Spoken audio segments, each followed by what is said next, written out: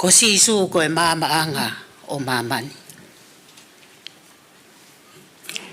Nai toile ake sisu moeni ki kau whaalesi. Ko au ko e mamaanga o mamani. Ka pao te mo mui mui a te au.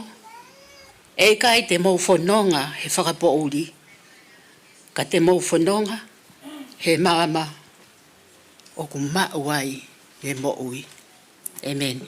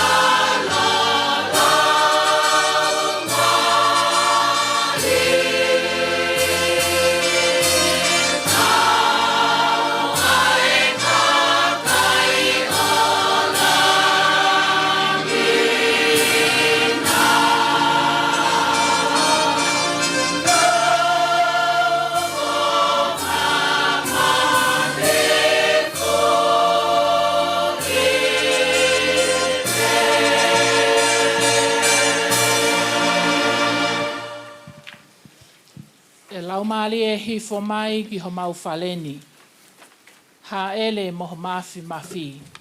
Io a iwi o ho o keresi. Tūku ke mau unu mai he mama kua tutu i ho mau loto lotonga. O mau whakamooni ai ki he taili liu a ho a fio. Pea ke hifo ai mawhana, pea ke hifo ai mama ko ia. Tā tāki ki mau tolu ke mau whanongo ki ho wholwhola. Pea mau hiva aki ai langi langi o ho a fio. I he ahoni pea whaipe o laui kuonga. Whaelo tuni he huawhao alo ko sisu kalaisi ko ho mau eiki. Emeni. Koe wholawhola himi e ka mata ake e tau malanga whakamanatu tau hiongo fulu maa ono o e kolisku insa alo te. Koe whaangi au, whaango fulu maa valu o e himi. Wha valu. E lau maa lie hifo mai ki ho mau whaleni. Ha ele moho mafi mafi a iwi ho kelesi.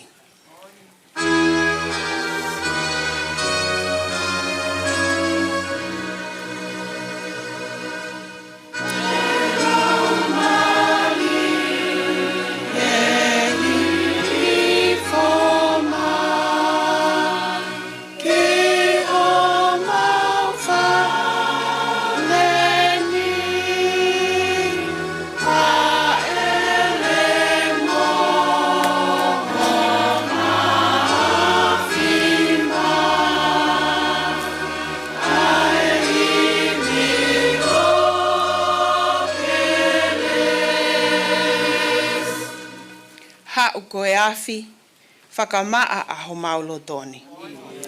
Ke ina kotoa ai ngā o haa o e mau ngā hikovi.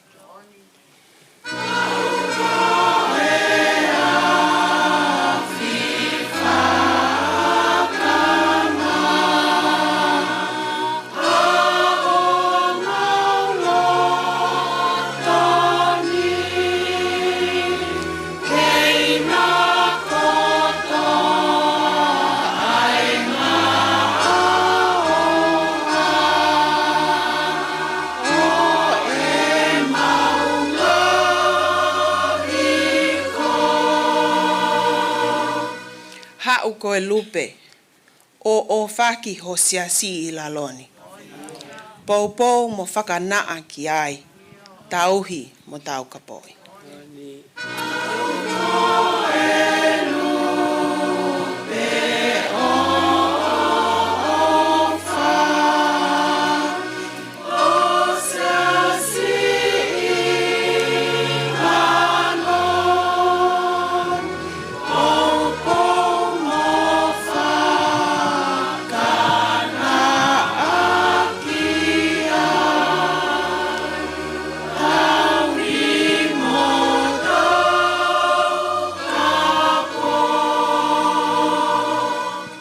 Ves whakaosi, e lau maalie, tali mai, ai lotu oku atu.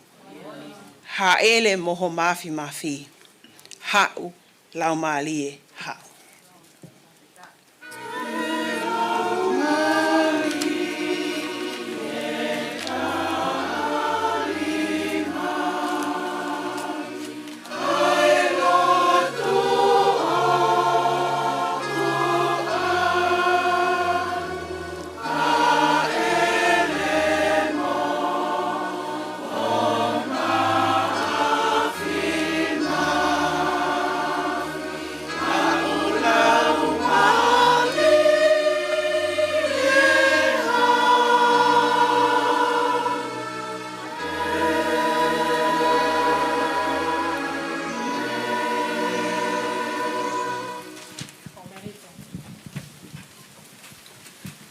Ke tau lotu, e otu a mafi, koe ai pe ai mauta mai o kui he wani, ke tāpu ha hohua wha.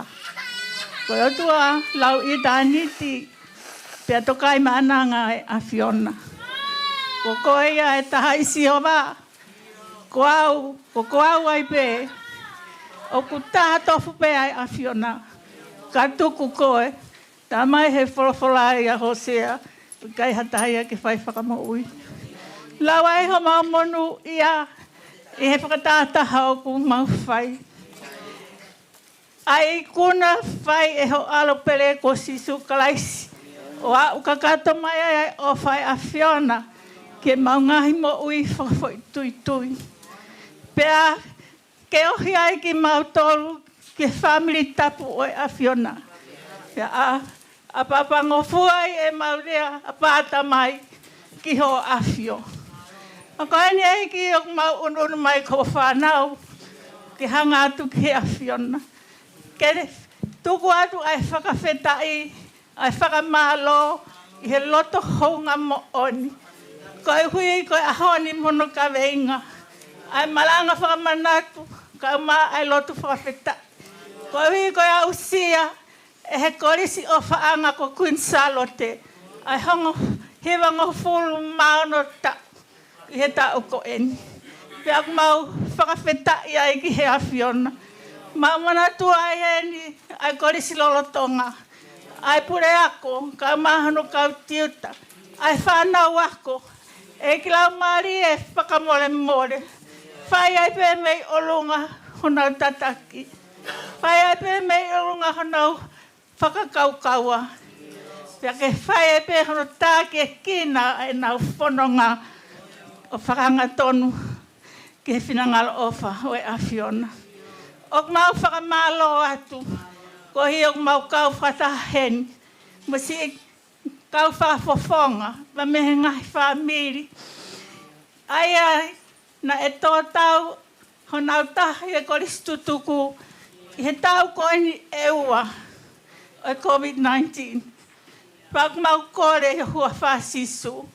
Toka mai hononga mo mwhia marie whakakofu aki si kau whakafofonga ko eni. Hai pehe whake mau whia, ko hui ko e kau whata. Pea mo e kau me mipa, pea me ngahi koristutuku ke. Hange ko ia ku mau whanonga ki ai. Ai mau whe aonga aki, ai mau whe tokoni aki. I he ngahi mea whakakoristutuku. Kai hui pē ko hanga, ke ngahi korisi lolotonga. Ke tupule kina, ai poto mo ilo, ki he awhiona. O tu ai o mau hanga atu ki he awhiona. Ko hi ko polokalama o e ahoni. E ki o mau te kaki atu a ho kaunanga ko e se vaniti ai awhiona.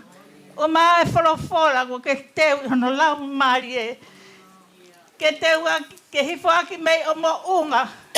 Ke mau inasi ai mo mau tokoni e aho koini. Tā po e kina mai ia tua mafi.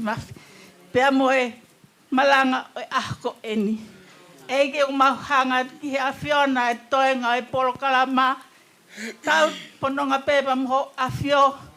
Ka ke whakakakato mai e mau tae kakato. Tā po e kina mai ai whiohi. Mau kore kotoa e uni me ani.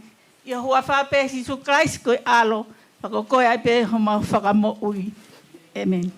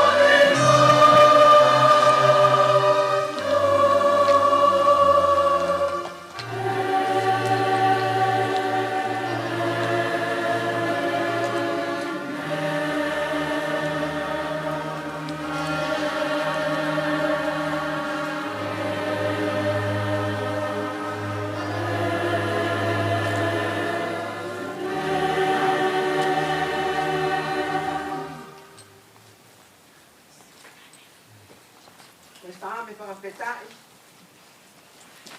Polo manaka. Polo malanga o tau. Ki waana ko hispun salo te. Same ona ngofulu matolu. Ko same a ke evita. Ko taimi na me e toafa o sinta. Ai a pe a no parea. Elohim e. O koe o ko otua. Talua e kuhakule ke afiona. O pei ke afiona. O kula marien. O kuai vai e hori atu. O kukakanoni. E fonua moa. O pei inu. E honge mai. O be e pakasio. E fale tapu. Que matai a iwi. Moi koloria o. O mau inga nge o fa. Ie mo wini. Ko ia e pakamalo ke apiona e hoku mutuni. Pehe e kupakapeta i atu. No tonga e mo wini. Ie hua ake o hua fa. Ke uhiki hoku ni mami. Hoku lau maa e tapono. Ange e kuokai me angako o lolo. Pia mamawa hoku mutuni. I whakamalo. Kau ka manatu ki a te koe, i hoku moe anga. Oku osi ai pō, mo e whakararau loto ki he awhiona. He kua ke hoko koe tokoni ki a te au. Ki a te mamawa, ki he malu o ho kapakau. Hoku lau mai e, o le mora mo iwa e atu.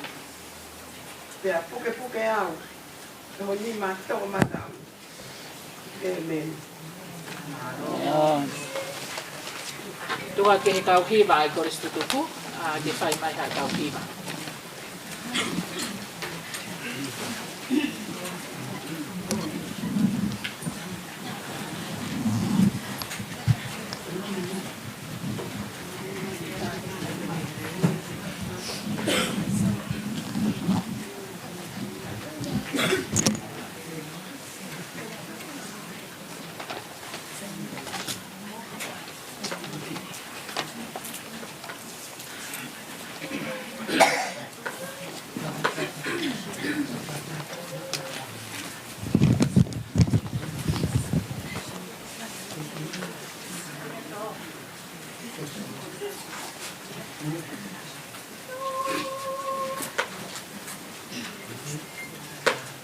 Go!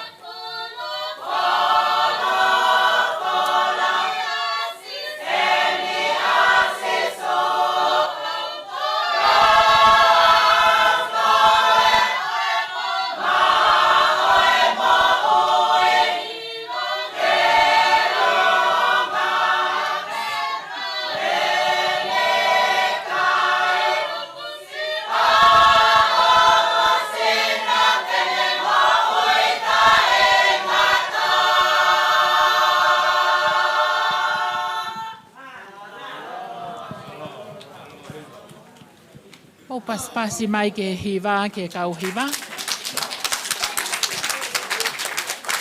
Ko malo atu ki he ongo whai hiva, pea moe tataki o hiva o e ahoni.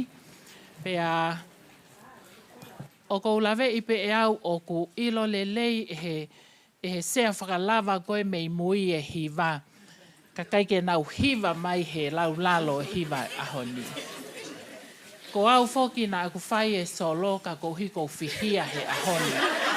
Kou hinga aku kai ke ukaua he hiva e ahoni. Whakamalo atu kau whiwhine i hono whai o hiva whakalang me whakawhita i o e ahoni. Whakatawange ke tāpue kina ki mautolu a ka le o le lei ke hoko atu whatungia le lei mai eki.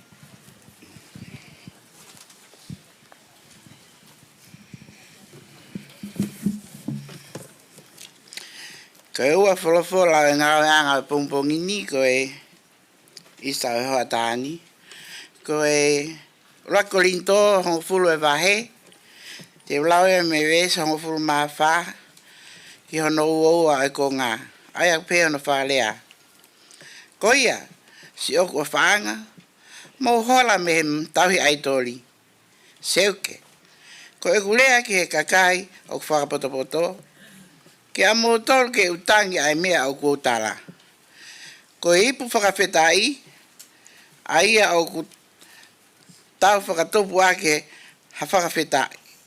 I kai koe mea aia au ku tau kautahai i he tata au kalaisi. Koe maa au tau pakipaki, i kai koe mea aia au ku tau kautahai i he sino au kalaisi. He neongo pe ko tau toko whia. Ka koe mā taha ki nā tōru. Aia koe sino taha. He oku tau inasi ko toa pe me he mā. Pe ko ia e taha. Whakai. Aha isi leri. Whakai tangata. I longa ki nā tōru oku kai whei lau lau. I kai oku nau kau taha ai mo moe o rita. Ka koe haa ai mea o ku huu ki ai, e ku lau. Ko e ku pehe, ko hamu o nia ai whei lau lau, o ku atu ki he aitori. Pe ko hamu o ia, ai aitori o. Ka koe ku lea pe, ko e ngahi whei lau lau, o ku atu e he hiteni. O ku nau atu ki he ngahi, whaahi ke he, o ikai ke o tua. Pe aku ikai te uloto, ke mō kau taha, mō whai ke. Tara e hai, te mō lava ke inu ai, hipu ai e iki. Mō inu foki ai whaahi ke he. Tara e hai te mō lava, ke inasi i he te pire ai e iki. Mō te pire foki ai whaahi ke he. He koe te pire ke uka. Ke ta whakatupu,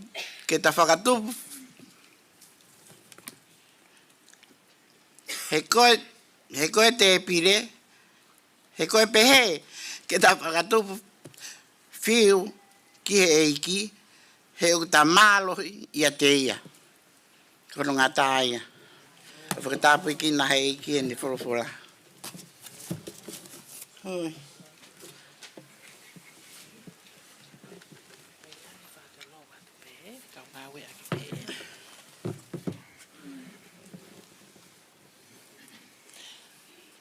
Tuko pe mua ke o whakaapa ki he ongo wha e koe ni, kai tuange pe mua ke o whakautua atu mei heni ke ongo lelei ai whatongia o e pongpongini. Koe tala whakatapu e kua au whaki he kamataanga, pe tuko pe mua ke o hoko atu ai. Ke ia tek mautolu ai merino ai eiki. Malo au pito. Tau lotonga whanonga ini i he whaahita u le ni ti. Koe whaahita u o tau whakato'o ke whakato mala, pea whai ai teu, pea whai ai turi ke muia, ai whanonga anga moi hala o e ki kāle vale ki he kolosi. Koe wholofola o e ahoni, Koe mea tō koni whaka aho pe ia ki he ahoni. Ipseri kua whakaongo atu i he aho koe ni. Hono hiki ki he kakai Korinto. Wahe hongo fulu, pea koe vesi hongo fulu maa wha ki he vesi o fulu maua. Pana mō mea lelei ki he lea o e hiwana e whai i he kauwhewhine koe tala noa ia. O e mā pea moi waine koe kanoloto ia o e folfola o e ahoni. Wianga i mea mahu inga ke tau whakatonga i he folfola o e ahoni. Ngahi mea au kune uki ki tau tolu mo whakatokanga ke tau whai pea tau mui mui ki ai. Koe mea au kune whakailonga i aho tau tu unga koe kakai tui mo whalala o tua ki tau tolu. Pea koe kakai o kuhanga ki mua he whanonga o ikai ke iai ha tu umau pe ko ha holomui. Ka u tau whakaha i a kalaisi i he moui pea moe ngāwe. Tukupe mua ke tau whakawhoke e whakatokanga o e ipseri o e ahoni ke utoi whakamanatu atu a hongo fulu maa fitu o e vesi. O kupehe hono whakalea i he pā ki tau lua. He ko e tau kaunga i nasi whakataha he fo i māpe e taha. Ko e tau hoko ia ko e sinope e taha. Neongo o ku tau toko lahi. Ko e tau kaunga i nasi whakataha i he fo i māpe e taha. Ko e tau hoko ia ko e sinope e taha. Neongo e tau toko lahi. Ko whakaukau ke omi bea te whito i lea ko eni ke whai ai ha tau whakalaulau loto i he ahoni. Ko ho tau ahi lahi taha i he moui aki tau tolu ai kakai tui. Pea koe ahi ko ia, ko i kai ke tau lava ke whei nasi aki i he fo i mā e taha ko i sino o kalaisi. Pea tau hoko ai ko i sino e taha. O hange koe palomesi mo e tala ofa e ahoni, neongo e tau kehe, e tau tokolahi, mo e tau taleniti kehe. Koe whaingata na e whihangahangai pea mo e kakai o Korinto i he tala noa o e ahoni. Na iai ai ngahi te mipale na hiki ai ai wheilau ki he otua mo ui. Pea na iai be mo e ngahi tempale na hiki ai e wheilau ki he lotu tamapua mo e otua aitori. Pea na iai be ai toko lahi na nau whai a hiki wheilau i he tempale. Pea nau whakailonga i ai mawhana ho nau lodo ke nau whakailonga i ai mo ui i he pekia mo e toituu a kalaisi. O nau lakātu o whakawhekau aki ai taha pea mo e taha. Ko nau ke he anga ia me he lotu tamapua. He na nau whai e toko naki ki he otua aitori. Pea na nau mau ai mea toko ni o ikai ke to iai hasio ki to hema mo to matau. Kai whai whakafo i tui pe. Pea uhinga lahi ai hoko a Korinto ne iai pe ai kehe o e no fo mo ui ko uhi pe he na iai a kau lotu aitori pea na iai ai kau lotu karistiane. Ko e whehui whakaukau ko whotu i he ahoni ko e tahaini ai ahi lahi ki a tek tau tolu ai kakaitui. Ka koe mea ko whakaamu ki ai ke whakailonga i he ahoni ko e ahi ko koe pe moau o kuta whai hono le vai pe o kuta whai hono tariki ai. Kai ki aha taha ia tene whakakouna i ki tau tolu ke tau whai e pe amoe. Ko e te whiri whakafo i tui pe ko e te whai e pe ko e te tukue. Ko e whiri whakafo i tui na e whai e Korinto.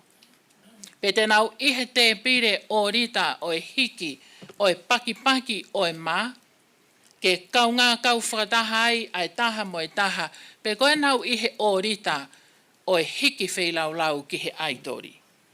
Mea whawhai tui, ka koe mea tau ataina. Ka koe mea mahu inga o e wholofola o e ahoni, he koe tau whanongaini he mui i he eiki i hono hala ki Kālewale. Pea mahu inga upito e ako naki nei whai e paulanki he kakai Korinto.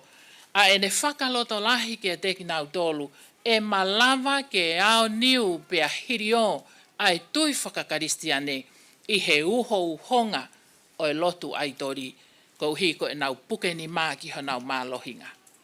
He ko e mālohinga o e karistiane ko e paki paki me he maa e taha.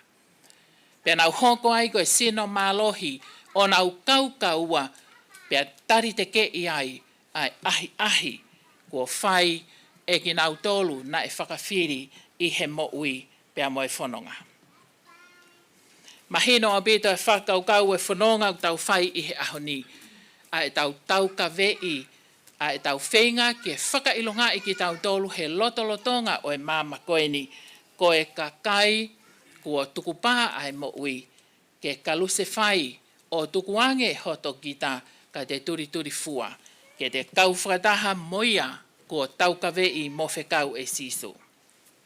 He ka vai a e tau whakapapau i ai mea te tau tuuai, e hanga e he te volo hange ko ia ne whakaonga atu e he ahoni. O ta taki ki tau tolu ke tau tō i ha whaingataa e i kai malava ke whakamore more. He ka whaiwhaiange ko tau tō he ahi ai te volo. Pe hange pe ko ia ne tari e sisu i toa wha. Nā ne tari te ke ia mea ko toa hono ahi. Ka tau ka ta e tokanga te tau whihia. O tau whihia ai ko uhi ko e langi. O tau whihia ai ko uhi ko e mawhai. O tau whihia ai ko uhi ko e pore he mea o tau lava. O tau whihia ai ko uhi ko e tau whie mau hatu unga e whakailonga i he nofo pea moi mo'ui. Ko e ahi ko e ni mo e whaingataa ko e ni o ku tōfu hiai. O ta tau he loto whale o i siasi. O ta tau he loto whale o i nofo a kāinga. Pea ta tau i he ngahi whiohi anga whakatokolahi. Ka tā o ku malava ke tau kau whakataha he uho honga i tokolahi whau o ki tau tolu o ku hahao i he whanonga mo e pore i he mo'ui ai eiki. Ka whaiwhaiange kua lava neongo e tau tokolahi. Ka oku malava ke whekau aki e tau ofa. Oku malava ke whekau aki e tau whakamore more. Oku malava ke whekau aki e tau tokoni. Oku malava ke whekau aki e tau ngāwelelei. Pea ko e iwi ko ia, tene ave ki tau tolu ke tau hiki ai wheilau lau ki he otua. Hiki he laumarie o e whakatomala mo e tui. Hiki he laumarie o e amanaki lelei. O ana atukuange ke hu ai whiri. He okune nofo o lamalamasi haki i whainga marie ke ne hu mai, ke ne veteki ai mau luta o e whiofo whani o e nofo ko e kakai tui ki tau tolu. Whamanatu ia o aho koe nipa ko e whakakau pe ia o e sākala meniti. Ko e uhinga o e tefto i lea o e whakotuu ki he sākala meniti. Ai communion, uhinga ko e whewahe aki. Pe ko e kau whakataha i he tokonii mo kau i he ngāue o e tau talaki ai ongongo lelei o kalaisi. He oku tahabe a kalaisi, oku tahabe e ne wheilaulau, pea oku tahabe a mā ke omi ke tau wheinasi aki ai. Ko e tau mauia, o tau whekau aki, ai taha mo e taha. O whe ofa aki, o whe togoni aki, he whanonga pea moe mo ui. Ko e tau whiri he whanonga e māma koeni. Ka i kaipe ke tau ito o hema, te tau ito o matau. Ko i kaha mea ko e nofo i loto. Ka i kaipe ke tau whai lelei, te tau whai ai kovi. Ka i kaipe ke tau ofa, te tau tau whihia. Ka i kaipe ke tau whakamerino, te tau whakatupu ai wā kovi i he nofo. Ka i kaipe ke tau taha, te tau mowete vete. Tau kaimua mei he mā kua omi e kalaisi kohono sino tapu. Ke keheange ki tau tolu, mei hatoi whiohi aha kakai. He koe mea ia ilo ai ki tau tolu ko ene whanau, ko e kakai o ku whe ofa aki. Tukange mua ki he laumarie o e otua. Ke ne whakailonga i e tau e hiwango fulu maono o e tau o e korisi. Ko e tau o e tuku pā mo ui. I longa ha mea kua langa hake ke mau holoki. Ke tau lava o whiha aki, pe tau lava o whia u aki a e tau ofa.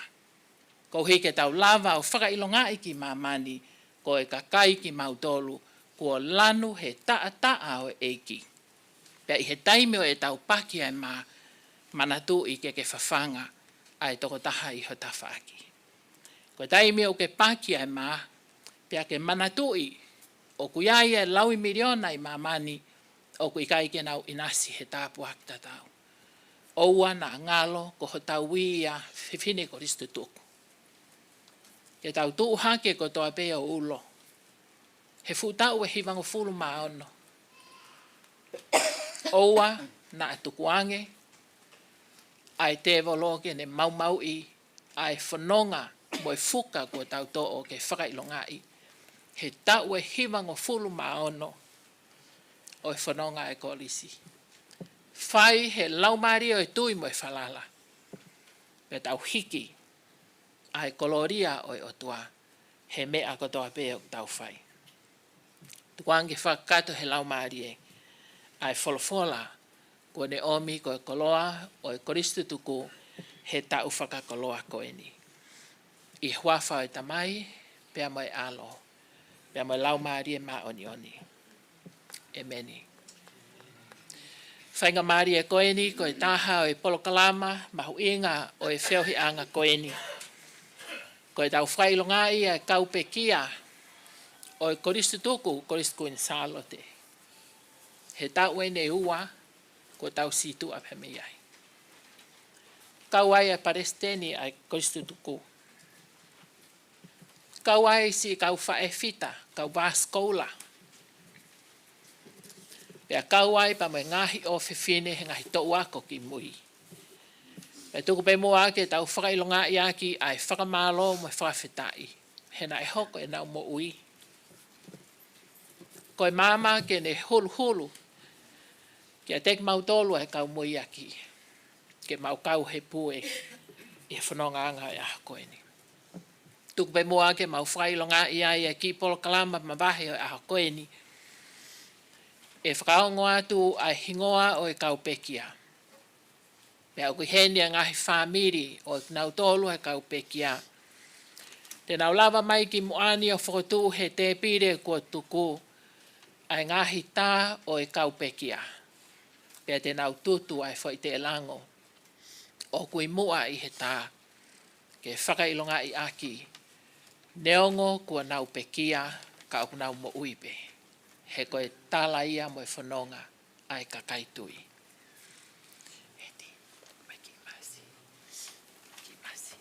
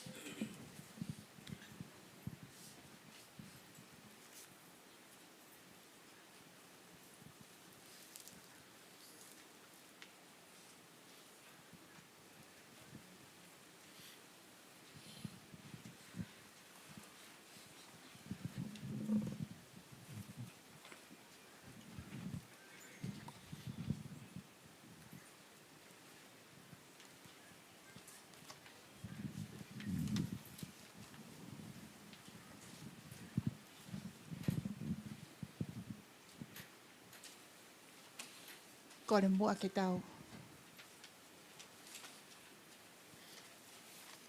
Tamata ke whalau loto. Tango manat ofa ke ngai fofonga. Oi ka polis tutuku.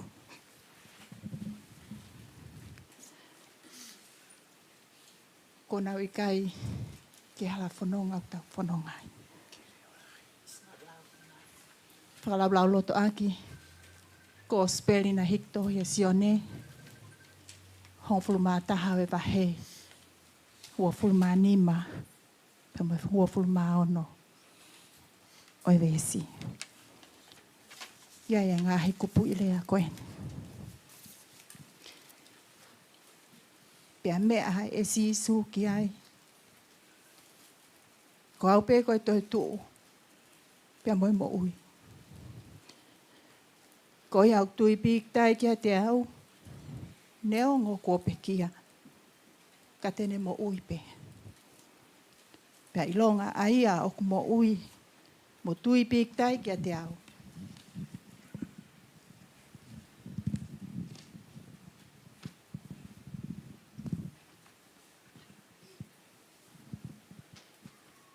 E kai au pita tene mate. Ka tene mo ui pe. Ilonga aia o ku mo ui. Mo tui pik tai kia te au. E kai au pito tene mate. O tai ngata.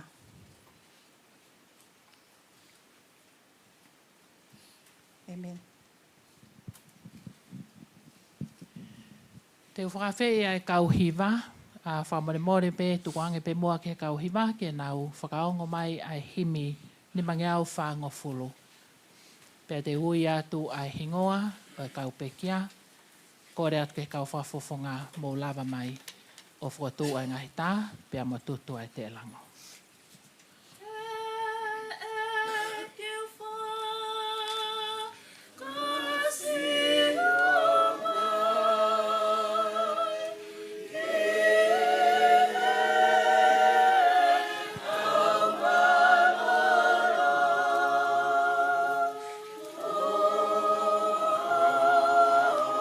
Uraki o e kaupekia, ko e Palestini, ai koristu tuku. Koristu nsta alote, New South Wales ACT. Sioana, Havea, Faupula.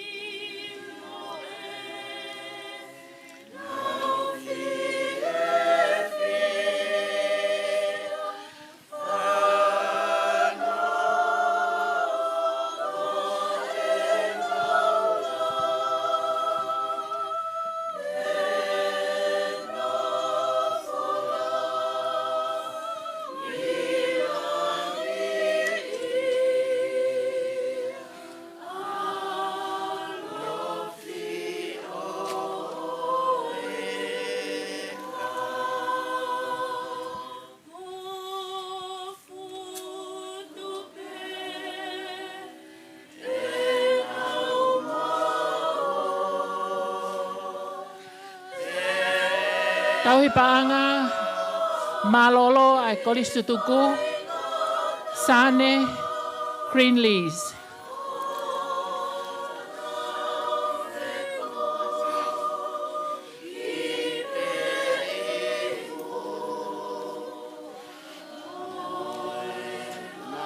Ka pau kai ke mau hata, lava mai pe whafofonga tutu ai whai te lango.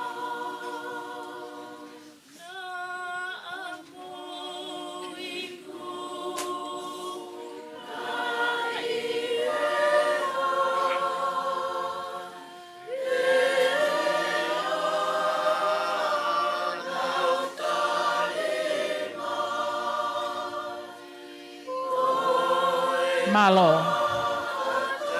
Ko taha e ngahi, taha kau whae whita.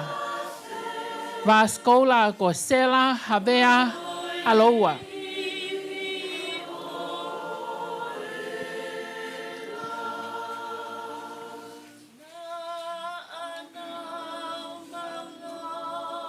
Malo.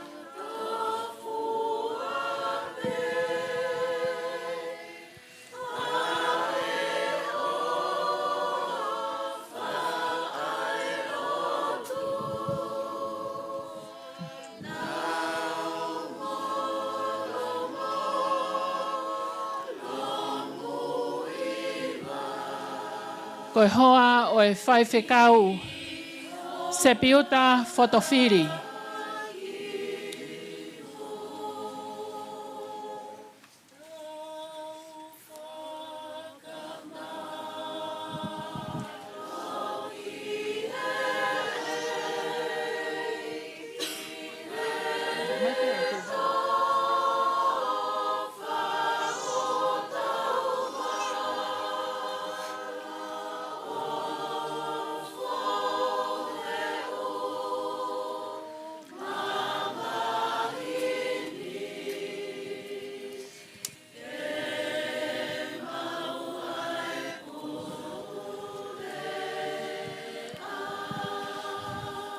Ko taha e tau mo tua taha e koristu tuku he ti lomu.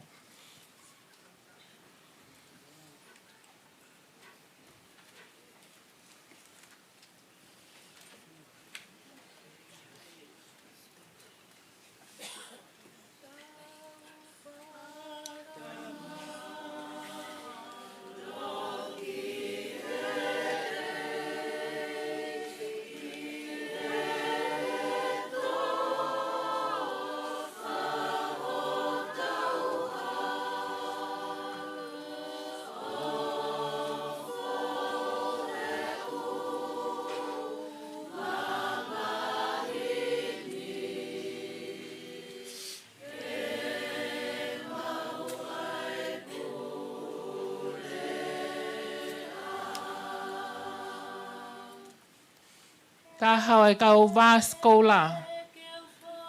Veisinia tua niu takataka.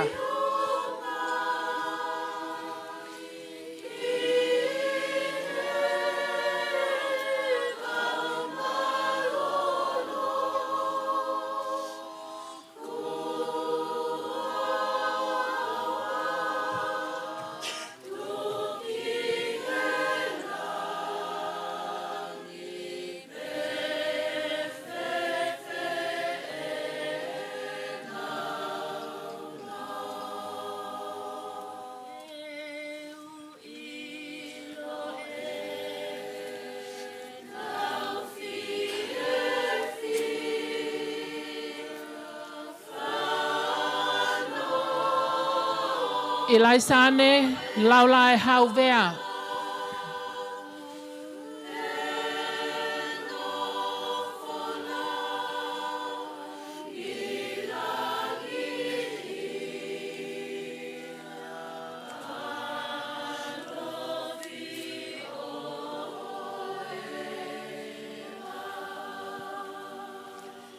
Melia me mafi.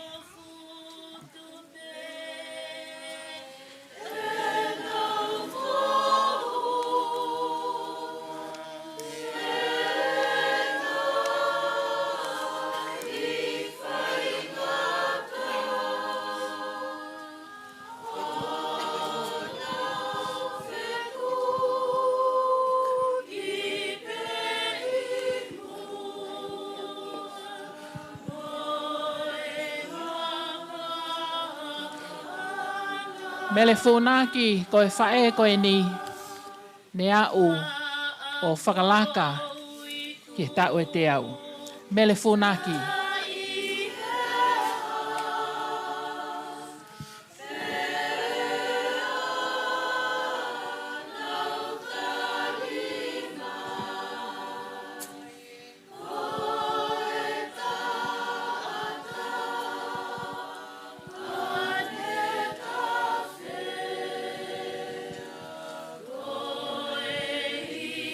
Hepi kailahi. Nā ne longa mo ui, he tauhi. Ai whiohianga e korisutuku.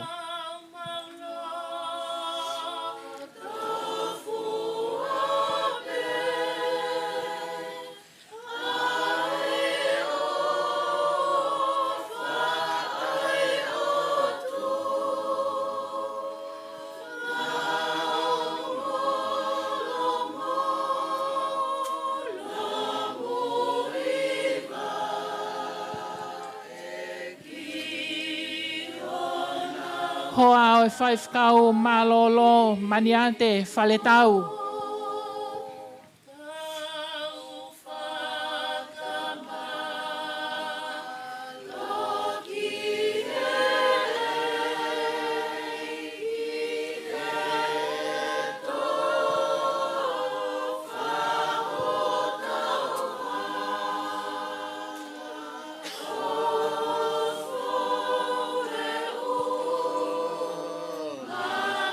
Ko e te hena o taha o kau whaiako ai korisitu, ai korisi, mele kau henga.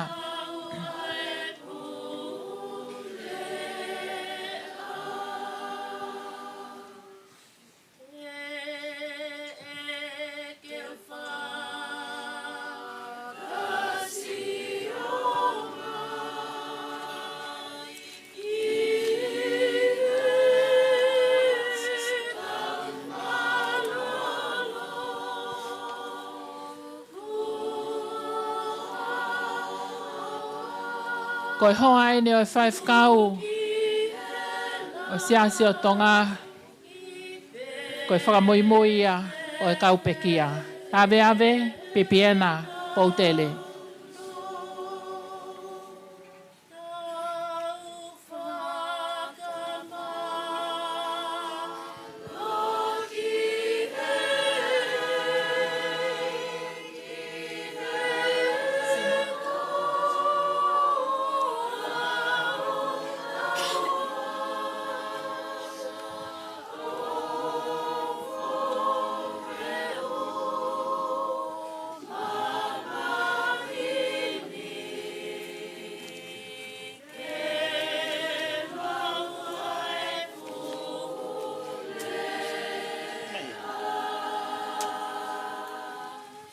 Ko iai nai hapekia ko ikai ke manatua i he ahoni. Whamalo atu. Kore mua haki lau se koni. Ke tau kui whakalongolongo manatua a ki nau tolu si kau whae. Ho nau ngahi fofonga he fia mo e lau marie ne whai aki e ngau e mo ui he whanongani. Whawhetai ki he eiki. Koe mo ui mo ngā ue na anau whai. Manatua ho nau ngahi whāmiri.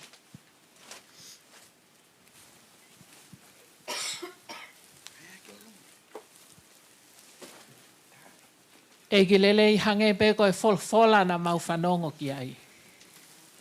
Mo nu ia ai kakaitui. He neongo kua nau pe kia ka aku nau mo ui pe. He kua lawa e whaifatongia he mama koeni. Ka kua nau hawatu ki he mo ui fungani o e whiohi pe mai a whiona. Eiki mau whawhetai he ngahi lau maarieni. He nau hoko ko e mama. He nau whanonga i mai e whanonga e koristu tuku. O i kai New South Wales pe mo ACT kau ki Australiani kotoa. Nei hoko e nau mo ui mo e ngā ue. Ko e whakaloto lahi ki a tek mautolu kua muia ki he whanonga. Malo e ki tuku kua hawatu ho nau lau maari e. Kai tuku mua ke hoko ko e ako anga ki a tek mautolu. Ke mau hoko atu o hange ko e wholofola o e ahoni. He nā mau kau he lawe atu he paki o mā. Ka mo e vahi o tā o e awhiona. Tukua eiki ke lang ia ho a whio i he ahoni pea ke whai pe o lau i kuonga. Whai lo tūni ho hua whasi su ka koho mau wha mo ui e meni.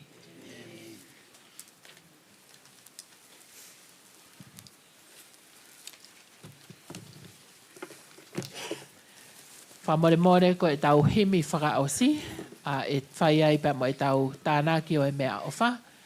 E o atu pēa ngahi kato o e li mea ofa i he ahoni. Pea tuku ki ai o te tau pēa ngahi soun, pa mo ki nau tolu, ko ia e ofa o e ahoni. Malo au pito.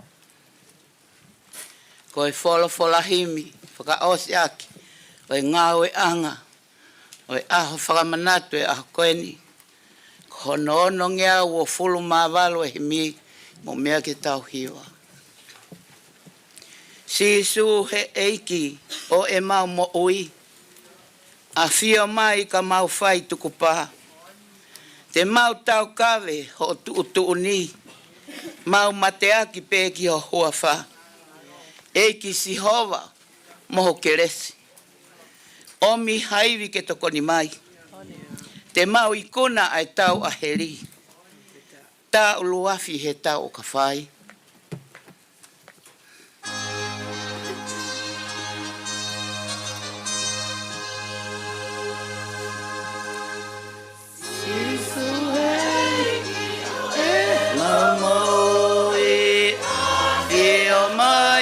Mawhai tuku pā, te mautakawe ho tō o tōni, mau mate aki peki o hua.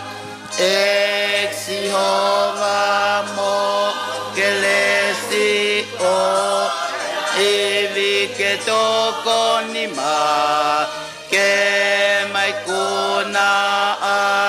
tau heli ta ulu afi e tau o ka wha. Loa e mau nofo la ta mamani turi ke mau hono ngahil marie. Tau tu a whanga ho o whafungani mole moia helelei furipe. Tamamani mo ke mau hono ngahi mali tau tu afanga ho o fafungani fo elele fulipe exihova mo kelesi o mihaivi ke toko ni ma ke mai kuna ai tau heli ta luaf o ka fai o hoko ai aho lahina fotu ai eiki he mau mo ui toki toloto he fu monu ia ulo ai mama he loto po uli Aholahina fotu ai eiki he mau mo o toki toloto he fu manui ulo ai mama topo u exi hava mo kelesi o mihaivi ke toko ni ma ke mai kuna ai tau heli ta lua fiheta o vesi farao si su e ko lava ho ofa ne fai ke para ku fau te mauri o ma ai afiona no fotari ho ngai fikau e ki si hova mau keres o mi haivi ke toko ni mai ke mau I kuna tau o heri tau luafi e tau ka whai e kua ho o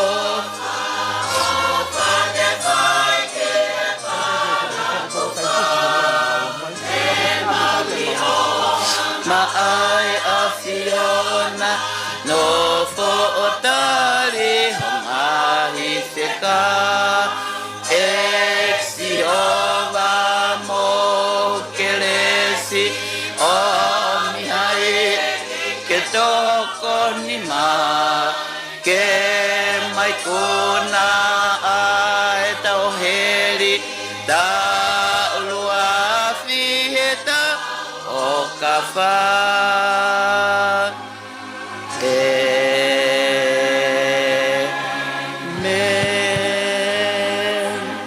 Tapoki e awhia to ai ho tau roto ngā. Pea ko whakapapa ki he potu top taponi. Pehe ki he sea, pe ko e toko ni presteni, o e koristu tuku ai korisiko ko ni salo te. Umaha e ho e tuku ku tau hen, ko e maalari o e hao. Whaiwhikau ko mau inasi, hono malanga whakawhiwhia o e hao. Pea ku koloa I hao maurau maari. O ku tupulaki a e mo ui. Pea ku whai a e tauhi ki hange e koe. Ko e tauhi a e ongo api ako. O ku kei whai a e whekoe a ki. Isa a e whekoe koe. A e api ako. Ko koe ni salo te. Mo e api ako o e kolisiko tupou. Whaiwhikau. Ku mau he ni mo e ongo whaiwhikau. Pea moe, ni ihi o e ho i koristu tuku. O e korisi kotu pou I Australia. O ka hame e moa. Ka koe maua o moe pe ke mahino o ku ke whai ai pakipaki. Whai maa peta. Pea kua toa e whiwhia. Kai hame e moa. Koe ofa pe na kua tuku ke puha hange koe tūtoni. Lewa e maranga e tau atu.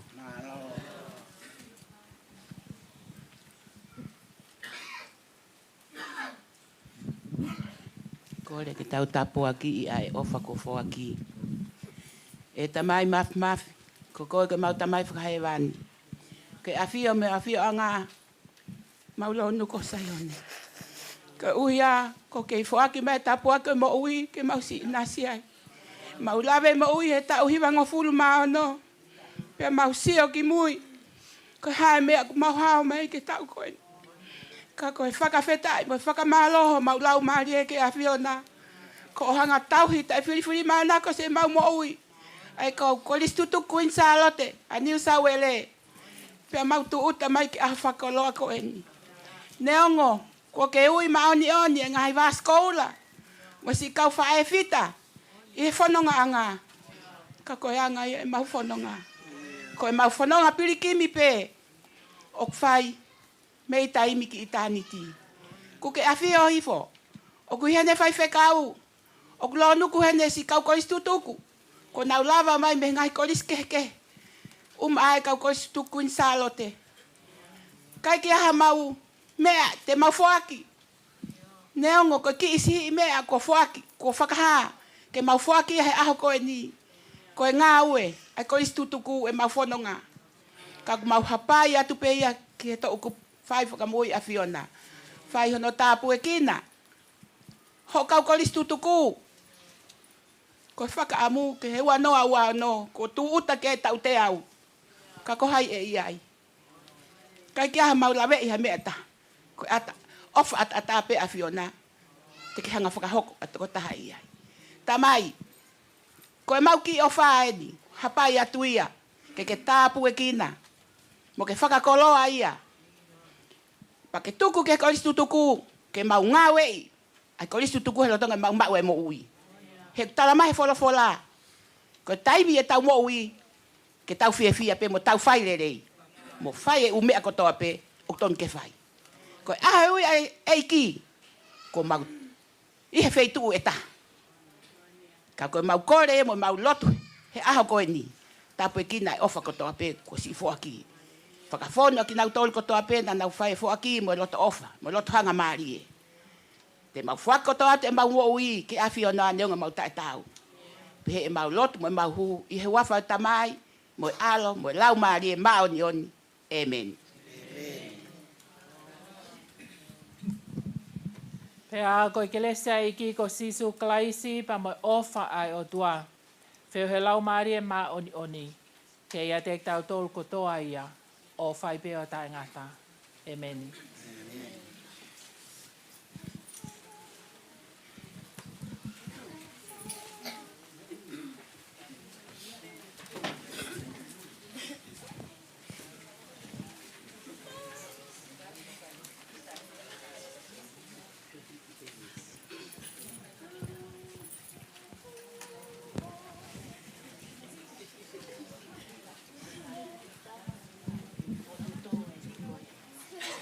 Uri me ana po tuto a kawiwa.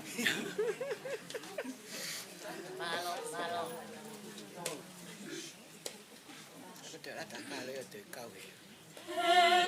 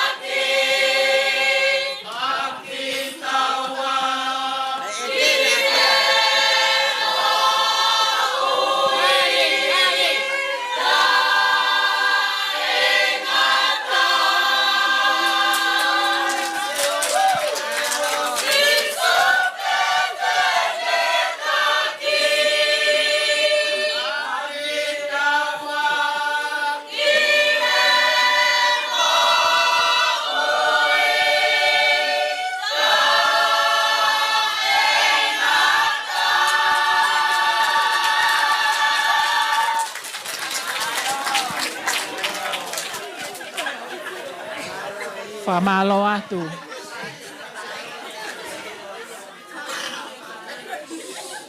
Kau whaiwhekau ko e lawa e malanga o e ahoni. Pea nā mau whakau ke ai e monu i au tauanga whoki ai he whakaosi o e lotu. Ka nā mau pehe ke ai e hiva ko e ke tau tutuku fia fia. Whiunga pa moe aho. Pea koia kou fia fia te tau tuku a ke lau maari e koia. Pea kou tui o kuwhina ngalo mai pe e ki ke tau hiva fia fia i he ahoni. Koia kou whakamalo lahi atu si kau whaiwhekau pe pehe ke kau koristutuku ko toa be ki he ofa kua utaki mai hange koe whakafonga koris ko tupou ko tui o tatau pe ka moe ko toa ngahi api a koe tonga high school pe pehe ke toe ngā ngahi api a koe ko tau kau whakataha i heni. Kou ofa lahi atu ki mautolu tuku ange mua ke tau ofisa whetu utaki ke ne whakakato atu e toenga o e whatongia o e ahoni. Hiri ko ia e tukuange ki a Lirio Haviri, ke ne whai atu hatau ki i lotu tāpua ki i pe ai hina vai momoko ai whanau ki mua patau tok tutuku pia me hen.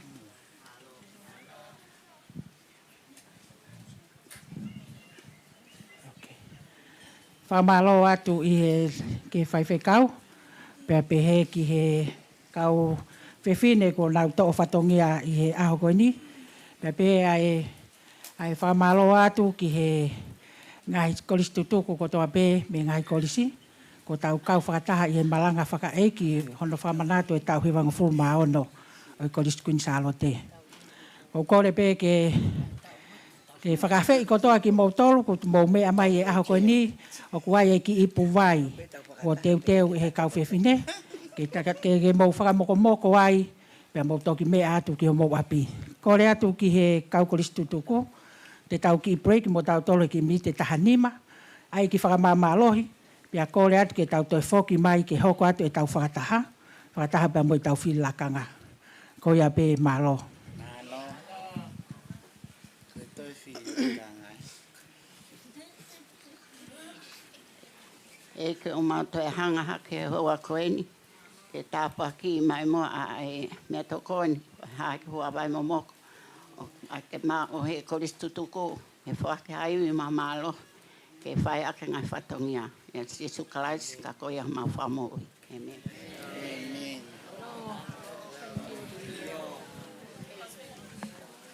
Ala tau sea te presco te ka nos mali idioma short and sweet. Short and sweet.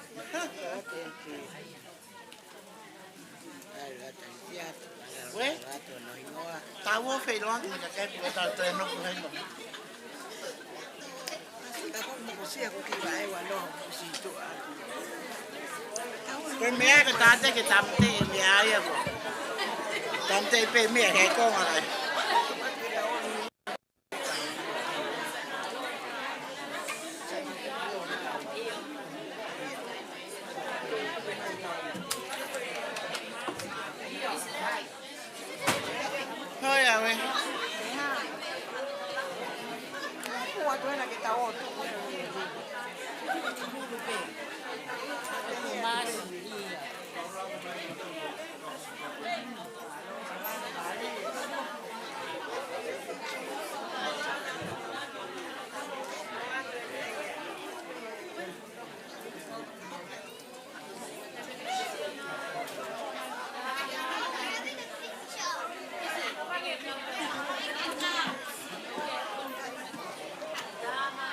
It's too cold. I looked at sick.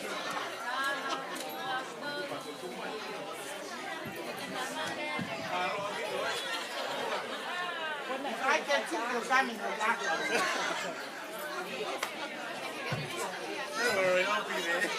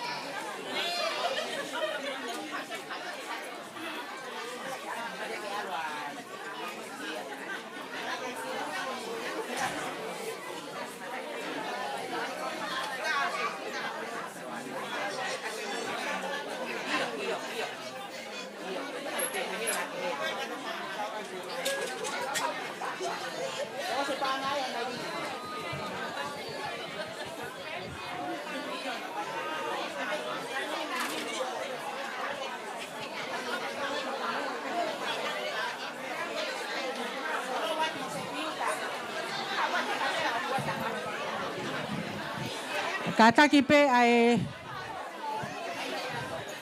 ai kau Koristo tuku. Ka hiri pe o mau ha mau ki whakamamalohi. Pea mau lava mai ki muani ko hingai ku kei heni a paula moi. O hingai ke ai ha tauta wha more. Tautoko la e aon pa whemau ke aha tauta Pako e holo ene o hai wha more o ku mana e tō ko e ni. Malo au pika.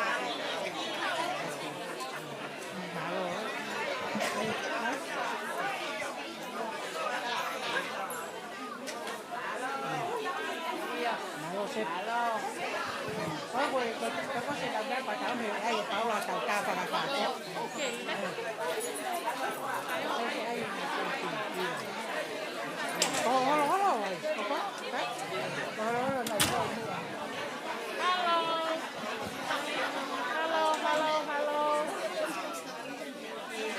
Hello.